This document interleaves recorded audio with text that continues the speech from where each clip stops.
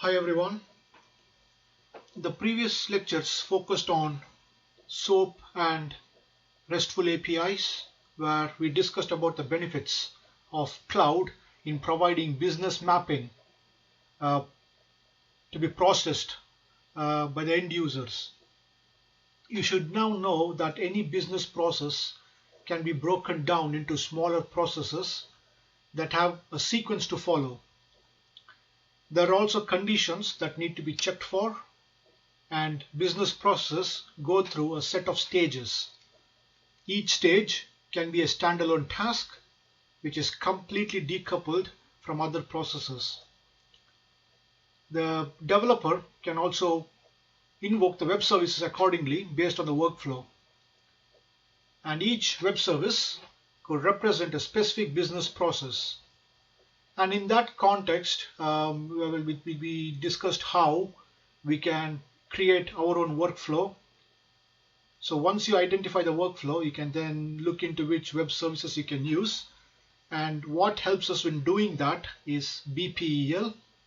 So BPEL, which we discussed last week, can help translate business processes into XML and SOAP representation. So that's what we have covered last week. And I hope you guys are all clear with the concept so far. And like I've always said, if you've got any questions, please do let us know either in the online sessions or drop us an email.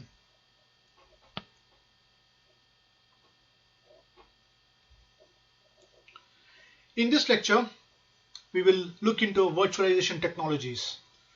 For most people, when we mention about the cloud, the term virtualization comes to mind straight away. You ask anyone, so when you ask them about what cloud means to them, they immediately talk about virtualization technologies. For most people, virtualization is something that is possible only with the cloud. But that's not entirely true. I'll explain that later on. Because virtualization has existed for many years now. Over the past decade, there has been a revolution in the way information technology has been resourced, right? So gone are the days where you purchase and deploy resources. The concept of sharing of resources is not new at all, and that's what I meant when I said virtualization is not something new. So virtualization came as a result of the need to share resources. So sharing of resources is not new at all. Even during the days of mainframe computing, the IT administrators could segregate smaller logical units to be distributed among the users. That's going back many years during mainframe computing. Yeah. So even in those days, there was a requirement to share resources, right? They wanted to optimize the utilization of resources. So the need to share resources was a requirement that was recognized many years ago, and it picked up speed with the implementation of virtualization technologies. Yeah, does it make sense? So virtualization technology was a result of this need to share resources. So although virtualization sounds like something new or something that was created for the cloud, that's not true. Virtualization was not created for the cloud. In fact, virtualization existed even before the cloud. Right? So the reality is virtualization existed many years ago. One of the very good examples, and I always tell this to my students, one of the very good examples of virtualization is VLANs, and people don't realize this. Virtual LANs are a very good example of virtualization of a network resource, right? So virtualization doesn't necessarily have to be exclusive to the cloud. You can pretty much virtualize anything, even without the cloud.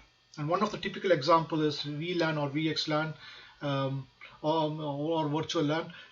So the process of virtualization has existed for several decades, even before cloud computing. Remember that, chaps, right? But virtualization has been applied rigorously. The virtualization virtualization has been applied rigorously with the use of cloud computing, right? So what the message we are trying to get out of this one is that we are not inventing virtualization wasn't invented for the cloud. Rather, it was virtualization which was applied to the cloud. So virtualization came many years before cloud computing. I hope that message is clear.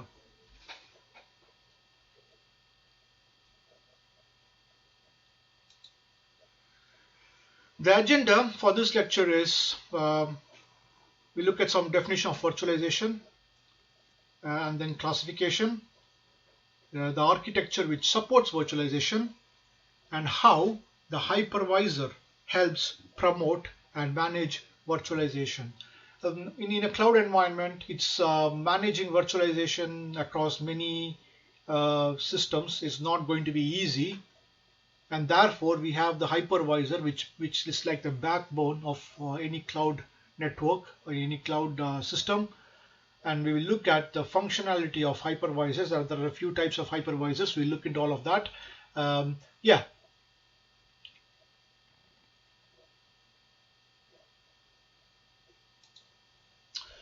Now we'll look into some of the definitions of virtualization.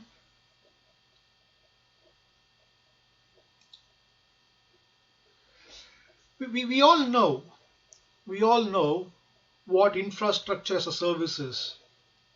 Recall from one of our starting lectures that infrastructure as a service delivers computer infrastructure for a cloud user. Yeah, does that ring a bell? So recall from one of our previous lectures that infrastructure as a service, or IaaS, delivers computer infrastructure for an end user, and this will involve a set of infrastructure made available to the user in the form of virtualization. That's pretty much what it is. IaaS is virtualized resources being made available to the end user. So for example, if a user wants a router, a network router, a virtual instance of that router is made available by the cloud provider. It is important for you to know that end users do not have access to physical resources. It might appear physical to them from their end. It might look like it's a real thing, but in reality, with virtual resources, it's a representation of the physical resource, not the physical resource itself, right? So that's the whole point of virtualization, to create representation of different resources and to enable sharing of those. So virtualization is a technique to provide an abstraction of logical resources and away from the underlying physical resources. What that means is that the users only see a representation, of the physical resource rather than the physical resource itself. And I think we have made that abundantly clear that they don't see the physical resource itself, they see a representation of that. As you can see from this diagram, we have various underlying systems, including computing resources, computing systems, network systems, storage systems, etc., etc. Now, all of this can be virtualized depending on what the user needs. There is a virtualization layer that handles this, and even the virtualized resources, let's put it this way. The virtual resources need to be managed. All right, they need to be managed and monitored. It's not going to be standalone, so they need to be coordinated somehow. So we have different processes that handle all these tasks, like the management, the orchestration, the migration, etc., etc. And we will explain all of this a bit later on.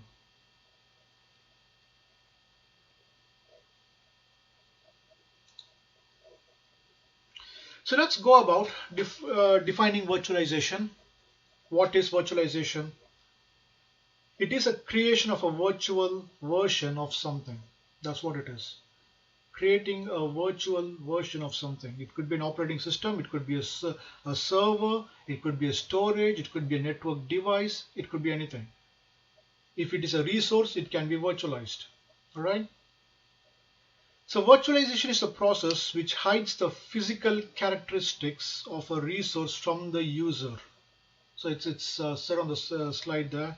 So it hides the physical characteristic of the resource from the users, and instead it shows them an abstract representation, I suppose, right? So it shows them the abstract resource. So the implication of this is changes to the virtualized entities will not impact on the underlying physical resource. All right. So any changes you make to the virtualized entity will not impact on the underlying physical resource. And this makes sense, and you have got experience in this. You have created your own virtual machines. Don't expect that any changes you make to your virtual machine will impact the actual template, if you like, or the actual resource which is there behind the scenes. All right. The next question you see on there is, where does virtualization come from?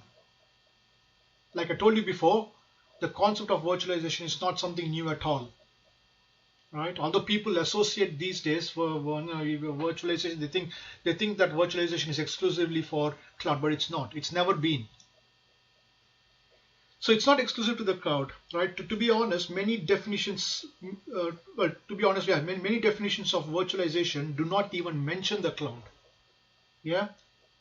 For example, if you go into VMware's website, their definition of a virtual machine is that it's a tightly isolated software container that runs its own operating system and applications like it was a physical computer. Yeah. So VMware's view of what a virtual machine is that it's an isolated software container that runs its own operating system and applications. So they do not even make any reference to the cloud. All right. So yes, so virtualization is a concept that comes from component abstraction of system design. It's a component abstraction of system design, and this can be done at many levels, and you will see this in the following slides.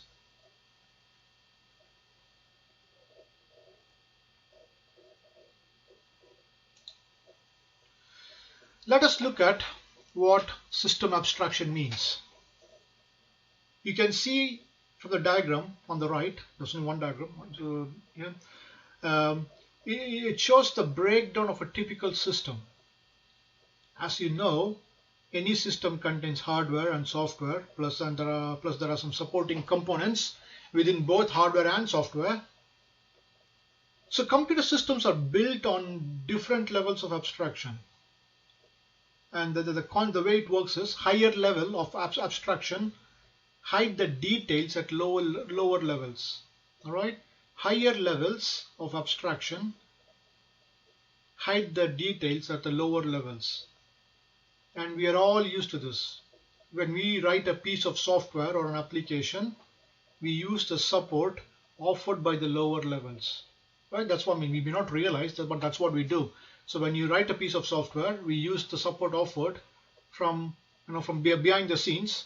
There is other levels of abstraction which offer the support for you to write the software. So for example, when you are writing excuse me, when you're writing a software, you could potentially use a set of APIs or the libraries. All right, and the APIs and the libraries in turn use the abstraction provided by the operating system.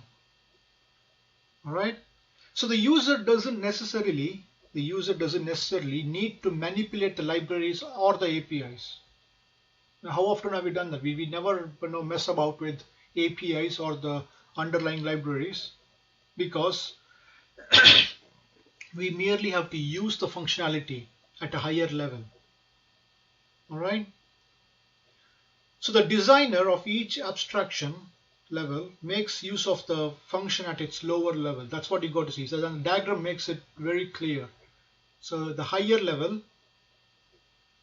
creates an abstraction of a lower level, I suppose, or rather uses the abstraction at the lower level. All right. So beyond all of this, if you look at the diagram again there, we have the drivers, the memory manager and the scheduler, and below that lies the hardware. All right. So again, within the hardware, there are different levels of abstraction. Okay. So let's give a simple example of an abstraction, what abstraction means.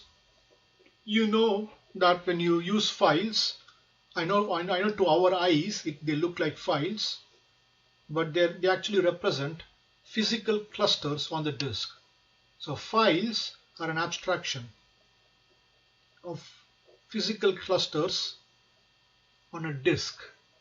Obviously, because you cannot directly handle the clusters on a disk, you use the file system to manage the files and the disk. Does that make sense?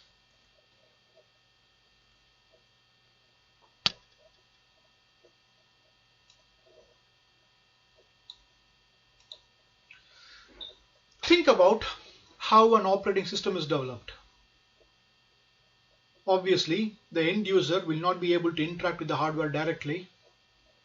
The system has a collection of instruction set, right? So that's what a system is. A computing system is a collection of instruction set.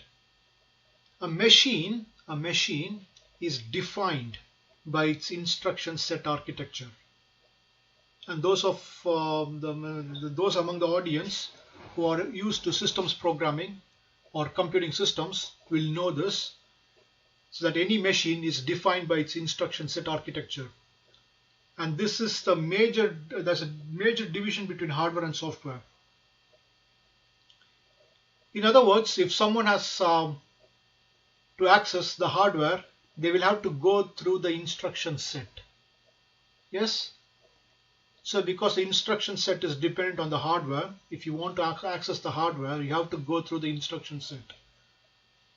So the instruction set defines the machine, right? The examples are x86, ARM, MIPS, etc., etc.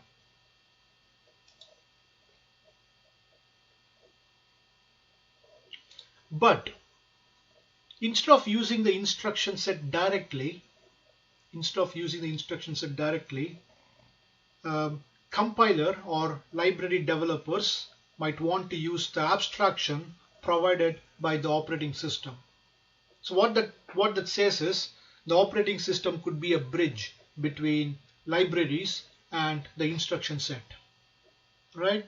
So from the library developer's point of view, a machine is defined by an application binary interface, which essentially define the basics of the operating system. Right? So this interface which the operating system provides could be used by a user or someone who creates a software library. Some examples are user instruction set architectures, or operating system calls, yeah, which we are used in Linux and Windows. So this means that within the libraries there will be what we can call as a hook or calls being made to the operating systems, which in turn interact with the system's instruction set. So just look at the diagram. If all of this is confusing, look at the diagram. So look at that layer where we say libraries. If someone is writing a set of libraries or APIs, they will need to interact with the hardware. But obviously, to get to the hardware, you have to go to the instruction set, which might be a bit cumbersome. Instead, what the developer can do is they can go through the operating system, because the operating system creates a level of abstraction which makes the hardware accessible. Excuse me. Does it make sense, chaps?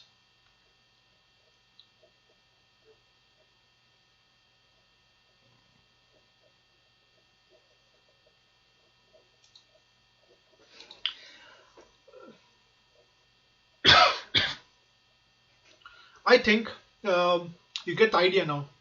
It's pretty much we've been talking about library level abstraction. It's the same concept really, applied at a higher level. So just as libraries are developed using calls to operating systems, application developers will use the APIs or the underlying libraries. So what this means is that the application program uh, interacts with the operating system and the hardware via the libraries. All right. So some examples are user ISA, standard C library, graphical library, etc., etc.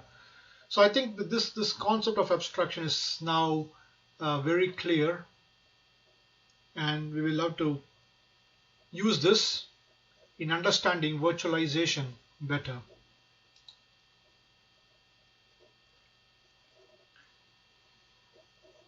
The concept of virtualization is everywhere. It's not only on the cloud, and we have made that very clear. It can be used on individual desktops, on servers, and pretty much on any computational resource. And I've mentioned this before, I'll mention it again. If something can be identified as a resource, it means it can be virtualized. Pretty much anything which is a resource can be virtualized. In infrastructure as a service, we focused on virtualization granularity at each physical hardware device. Typically, infrastructure means hardware, and this normally means physical resources such as a server, storage, or network. Does that make sense? So what does infrastructure mean? It means the resources, the physical resources, right?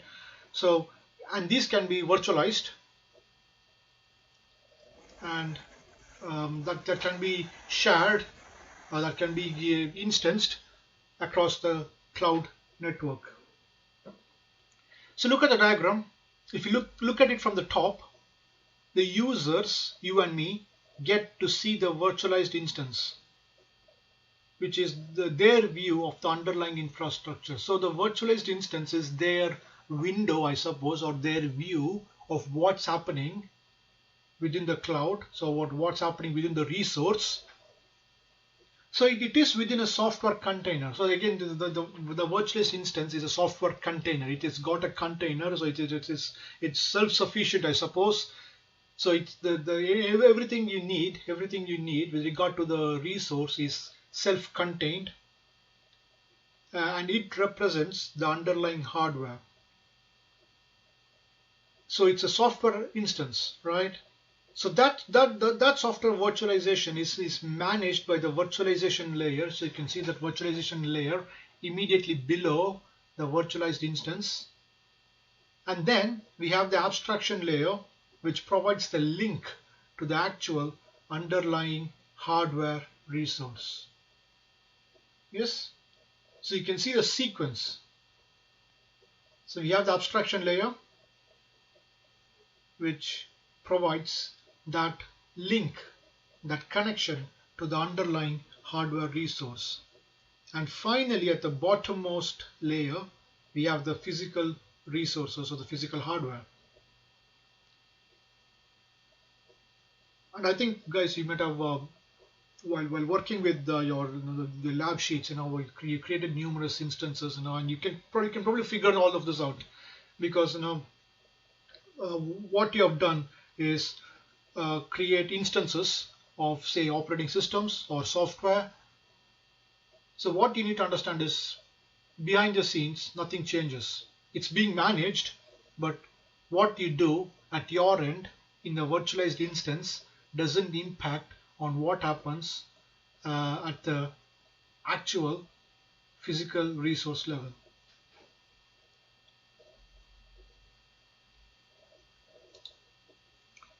So now we have established that we know what a virtual machine is.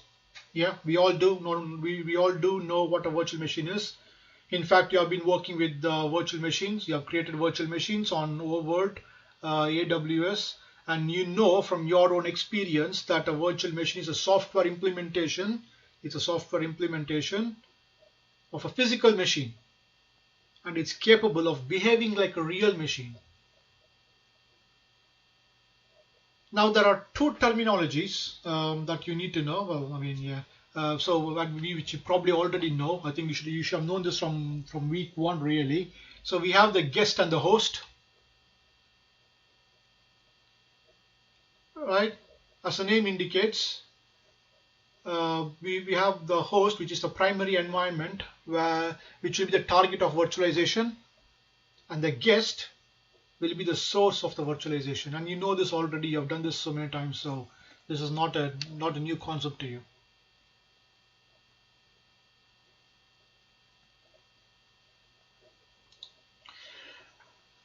Now then, so there's often a confusion between emulation and virtualization. Strangely, for some reason, that there is this confusion between emulation and virtualization. Um, yeah. So yes, but they are not the same. So I think again, those of you who have worked with the simulation, emulation, you can probably understand how it is distinct from virtualization. They are not the same. Emulation is where we are able to simulate an independent environment where the guest instruction set architecture and hosting instruction set architecture are different. All right. So, for example, again, if you work with systems programming or computing systems, you can emulate. You know that you can emulate the x86 architecture on an ARM platform. So the emulation is that. Emulation is creating a different kind of environment with a different set of underlying instructions and architecture, right? But on the other hand, virtualization technique involves simulation of an independent environment where the guest ISA and the host ISA are the same. For example, we can virtualize any number of x86 architecture using multiple instances. All right. So I don't think. Well, I mean, don't think too much into this. It's just something we put in that to just alleviate any confusion. And often because I can see how that concept might be similar, but at the same time they're quite radically different.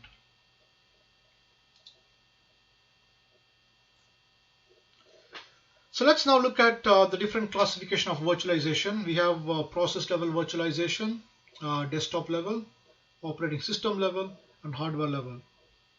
The following slides we will briefly describe each one of these, and they're pretty straightforward to understand. It's nothing too technical, at least for now it's not too technical, so it's pretty straightforward. We are looking at these at a theoretical level, all right, so they should be pretty straightforward to understand.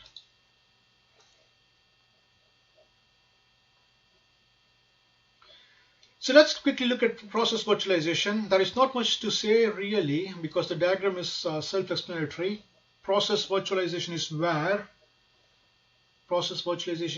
we execute guest applications with an ISA different from the host. A virtual machine offers the support needed for the application process to run. All right.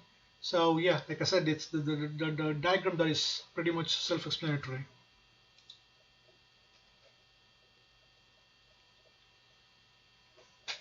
With regard to desktop virtualization, I think you can relate to what you have done as a part of your practical tasks. I mean, we have worked with RDP before, haven't we? You're all used to working with RDP or the remote desktop. So this is a form of virtualization where the desktop environment and application software is completely separate from the physical client. Any operations being performed will take place on the remote desktop. And like I said before, you have experience with this, so this shouldn't come as a strange concept to you. You have done this before, so try and relate to what you did in weeks 1 and 2 in the lab sheet. So what you will have with the remote desktop, for example, is that you'll only have very basic controls using a local client device or an interface, and you can interact with the remote desktop using that interface. In most cases, you are only allowed basic display, keyboard and mouse, to communicate with the remote desktop. Alright, so all you need is a thin client which can connect to the remote desktop, and off you go. All applications and data remain on the remote system. You can interact with the remote desktop using a conventional PC like we all have done, or a lightweight thin client, or your mobile device or a tablet. All right. And then it's worth noting that many organizations have access to a remote desktop environment. For example, Citrix or business objects. So in Leeds Bicket we have also got, I mean, our guys, our colleagues who use business objects. They have a separate remote desktop for that. So yes, so the users needing access to these systems will log on remotely. They will perform the tasks and disconnect. So none of the software they need is held locally. All right. So there is no software held locally on the client's end. Everything is stored remotely. Everything is accessed remotely. You make a connection. You use the software, process your data, and then disconnect. All right.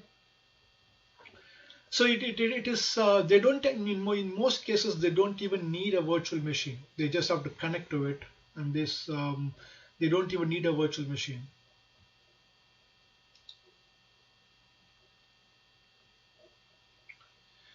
Right, again, pretty straightforward slide. With regard to hardware level virtualization, the host machine provides an entire operating system. Right, it provides an entire operating system along with access to specific hardware. Some examples are, Xen, KVM, VMware, etc., etc.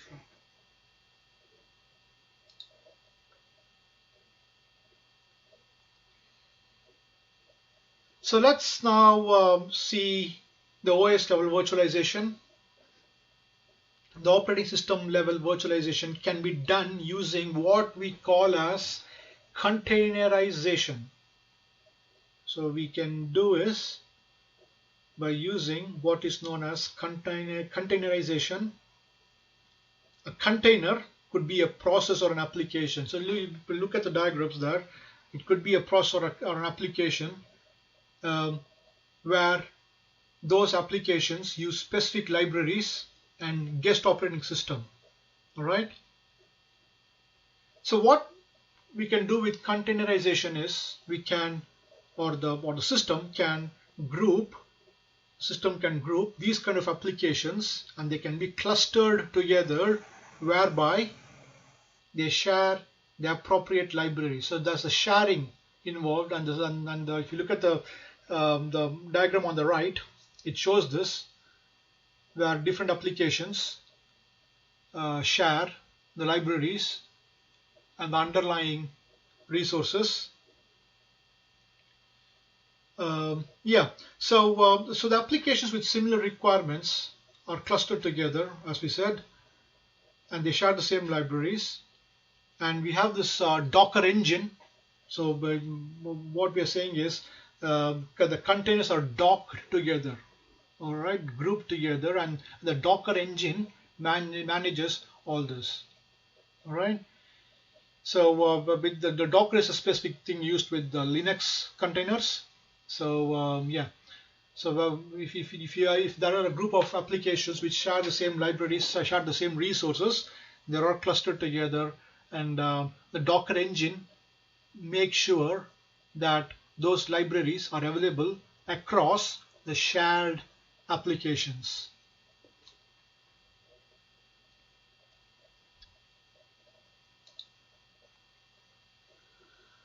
Now we will look into hypervisors and their classification.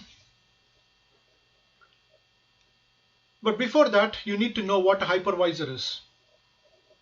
A hypervisor is a piece of software that sits, remember this very carefully. So it's a hypervisor is a piece of software that sits between the operating system and the hardware. All right, where does it sit? Between the operating system and the hardware. If you actually look into the working of virtualization, it's actually the hypervisor that does the coordination between the virtual machines and the hardware. All right.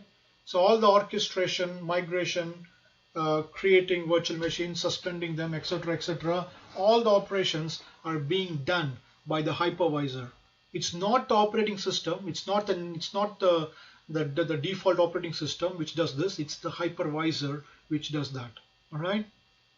All management tasks relating to virtual machines and their interaction with the hardware is done by the hypervisor. The hypervisor is very efficient in managing the resources acquired across multiple virtual machines. And it does not matter which operating systems each virtual machine is running on. It doesn't matter at all. With hypervisors, it is possible to achieve server consolidation on a very large scale. All right. To make things easier to understand, let me put it this way. It's often easy to think of hypervisors as an operating system for an operating system. Does that make sense?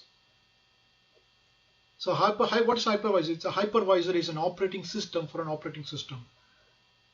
If you want a more simplistic understanding of what a hypervisor is, think of it as a monitor, okay, a management system for virtual machines, right? When you say monitor, it's like a management system for virtual machines. In many cases, a hypervisor has replaced. If you look at modern cloud implementations, in many cases, hypervisors have replaced the server's native operating system. So you actually can boot up a server using the hypervisor. Does it make sense? You don't actually need an operating system. Well, the hypervisor is an operating system, right? So you can actually have the hypervisor as the operating system itself. All right, and it can take full responsibility for interacting between the hardware and the virtual machines.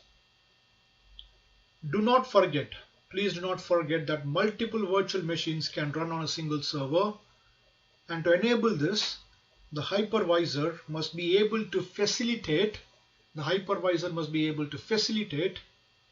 information flow between the virtual machines and the computing resources. So as you can see, guys, the hypervisor is a very clever piece of software. It can do a lot of things like multiplexing resources, orchestration, migration, etc., etc. All right. Yeah, so there are different types of hypervisors, as the slide says, this could be dependent on which kind of operating system it is and how it's deployed.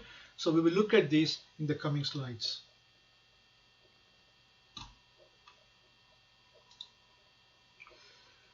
I've already explained to you what a hypervisor is, but that diagram puts things into perspective.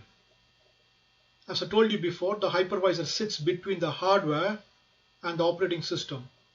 You can compare the traditional stack, which is on the left, with the virtualized stack, which is on the right.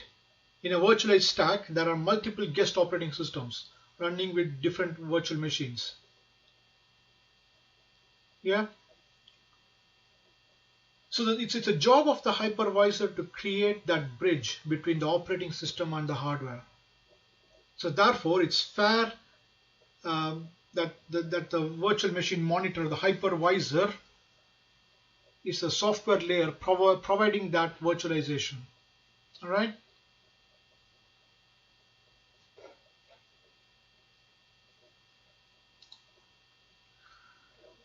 So yeah, I won't go too much into this. This kind of gives you the breakup of the market share of hypervisors, and it appears that VMware has quite a dominant presence in the market.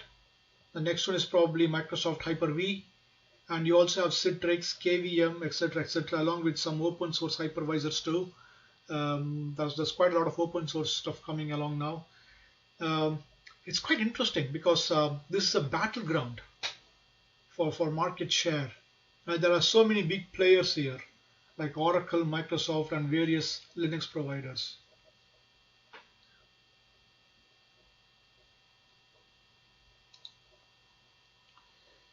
So let's now go into the types of hypervisors. Type 1 is the bare metal. We say bare metal hypervisor. Here virtual machine monitors, VMMs or hypervisors, run directly on the host's hardware and guest operating system. Alright. So the reason we call it as bare metal is because it runs directly on the server hardware without any native operating system. Does it make sense? So the reason we call it as bare metal is because it runs directly on the server's hardware. It doesn't require any extra operating system because the hypervisor itself, as I told you a couple of slides ago, the hypervisor itself can be an operating system. Alright? So it carries the input and output commands between the virtual operating system and the server hardware.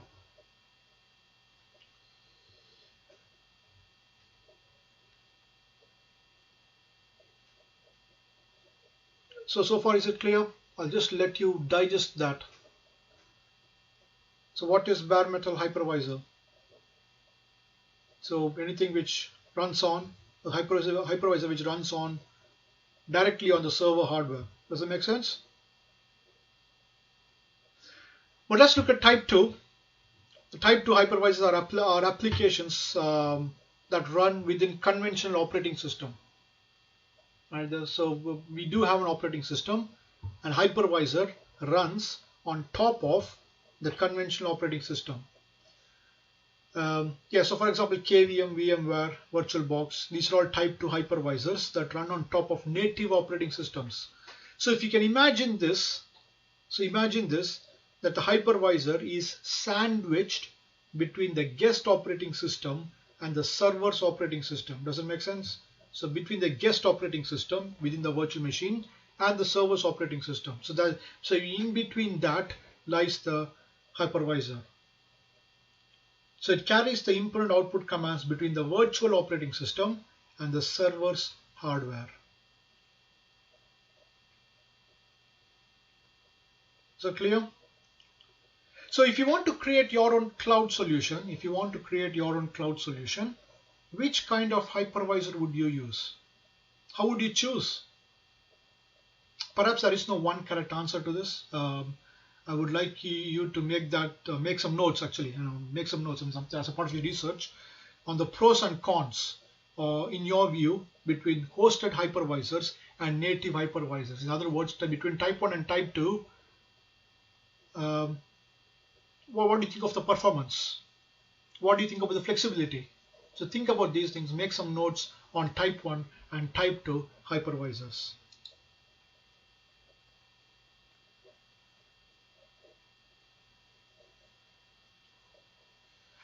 So we have virtualization techniques.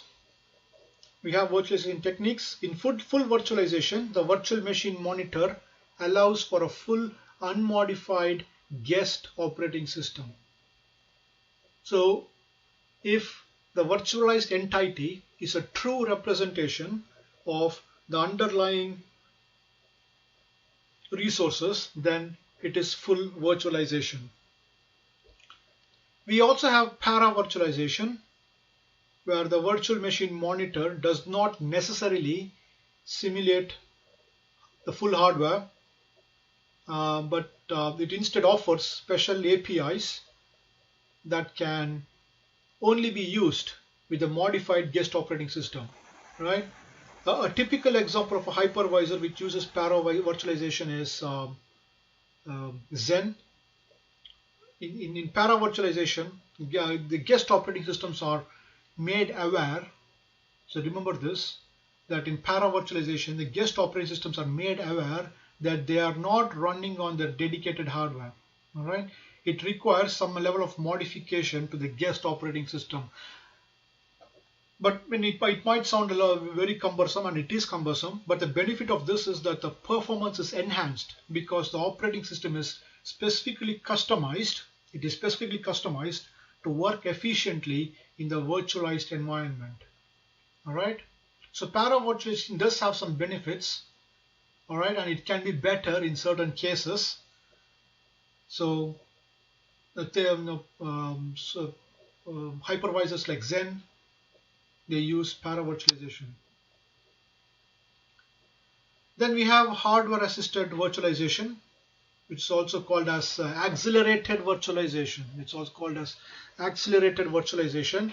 It allows for full virtualization using the CPU's capabilities. All right. So what it does is it enables the usage of CPU's instruction set, which runs below the operating system's kernel level. Right. It goes quite deep. So it is assisted. The virtualization is assisted using the hardware. Rather, to be more specific, it uses the CPU's instruction set to speed up the virtualization.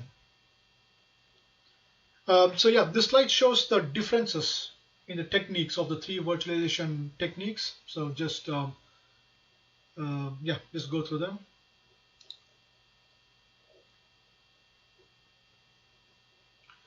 So yeah, speaking of the differences, these two illustrations show the differences between full virtualization and para-virtualization. In full virtualization, the guest operating system is based on the same underlying hardware architecture, right? So the benefits of this is that there is no need to modify the guest operating system. So that's in full virtualization, okay? So there is no need to modify the guest operating system. The drawback of this is that there's a potential for a significant performance hit, right? But with para-virtualization, it is lightweight and high performance sometimes due to the modified hardware. Okay, but there is the drawback, of course, as you can guess, is that it requires modification of the guest operating system.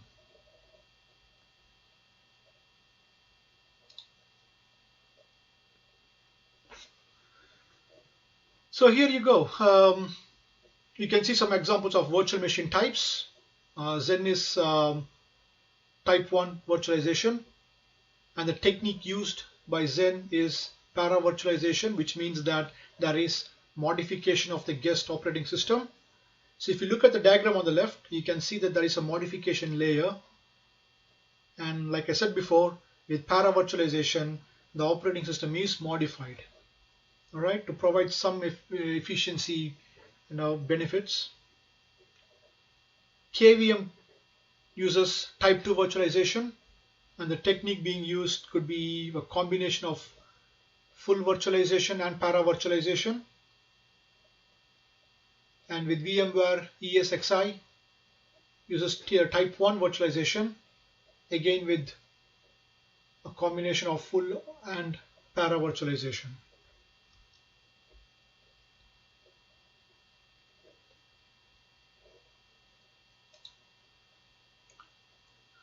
So this is the last slide.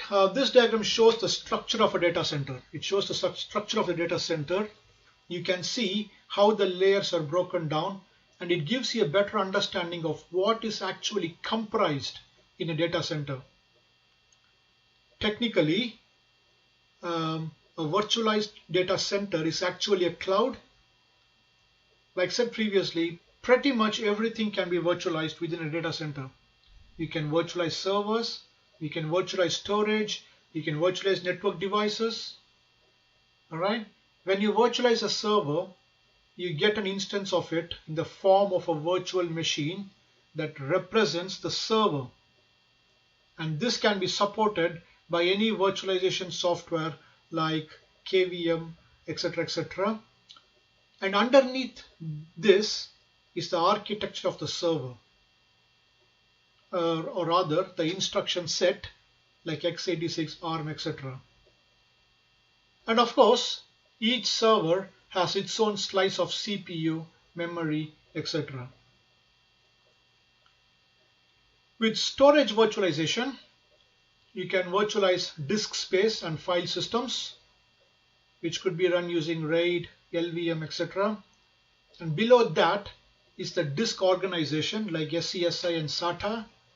And finally, the lowest layer is the physical disk itself, like hard drives and flash disks. You can also virtualize network functions and network devices. For example, you could virtualize router or a switch and then configure them to be used with your virtual network. So once you virtualize the network device, you can configure them as normal physical devices, right? So you just, it's this business as normal from your end. You get an instance of a router or a switch, and you can configure them as any normal router or a switch. Okay. So it's a very interesting concept. So if you want to look more into network virtualization, there is a very interesting area. It's picking up speed now. It's a very interesting area called as NFV, Network Function Virtualization, right? That's NFV, Network Function Virtualization. So yeah, it's a very interesting area to do some extra reading on, do some research. And there's also this area called as software defined networks, SDNs, which have gained popularity due to their ability to virtualize network, or rather to their ability to work with virtualized network devices. So chaps, that concludes our lecture. Thank you.